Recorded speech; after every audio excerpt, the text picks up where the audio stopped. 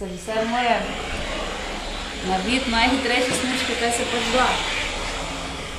Zdaj, kak jih pripravi, v bistvu vsak neko svojo finto.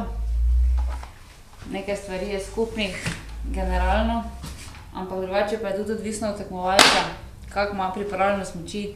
To je odvisno od, kako želi imeti pripravljene smuči, to je odvisno od njegovega načina smučanja. Tisti, ki so zelo agresivni, imajo seveda drugače narejene smuči kot tisti, ki smučajo nekako bolj nežno, z večjim občutkom. No, med take z občutkom spada tudi Ilka, zato se zelo hitro tudi pogrunta, če se smučmi kaj ni v redu. Ampak, kaj se tega tiče, je z Ilko zelo lahko delati, ker je korektna in se ne zgovarja na smuči. Zdaj pa hitre smuči je seveda pripraviti dosti težje kot, oziroma več dela je z njimi kot z smučmi za tehnične discipline, kajti tu so velike brzine in vse te maže, ki jih pač nanašamo mi na maso, da bi bila smučka čim hitrejša, pri različnih brzinah različno reagirajo. To, kaj zdaj delam, ni piljenje robnikov, ne v tem misli, ker vidite, tako držim malo to po strani, ampak tako kot je smučka gladka iz spodnje strani, mora biti tudi ob strani popolnoma gladka, brez vsakega udarca, brez vsakega vala. V bistvu na nek način se smučka tudi tukaj pri hitrih disciplinah namaže, ker ko da smučka tekmovalec na robnik, tudi gre po tem stranskem robu sneg in tudi to mora zdrsniti, mora drseti. Seveda pa je zelo pomembna tudi sploh v hitrih disciplinah izbira smuči.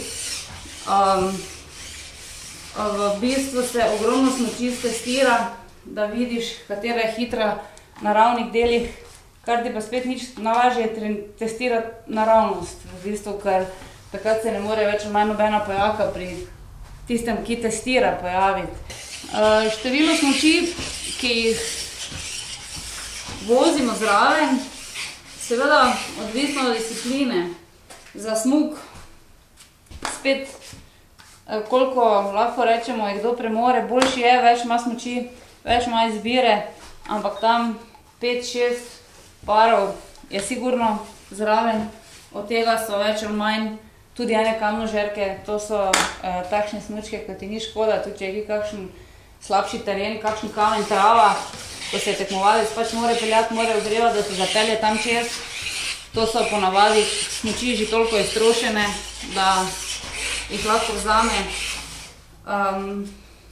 Tako pravim, z eno disciplino, naprimer za smuk 5-6-7 parov, ki pa se med sabo razlikujejo, imajo različne mase, različno trde mase, odvisno koliko je mrzlo, takšno maso zbereš, potem imajo različne konstrukcije smuči, po tovarnah je to različno, naprimer jaz sem lahko zdaj pač razslednjol problem, nekaj so mehkejši špici, nekaj so trši, zdaj spet kak tekmovalec odgovarja, spet se potem on odloči, s čem bo šel.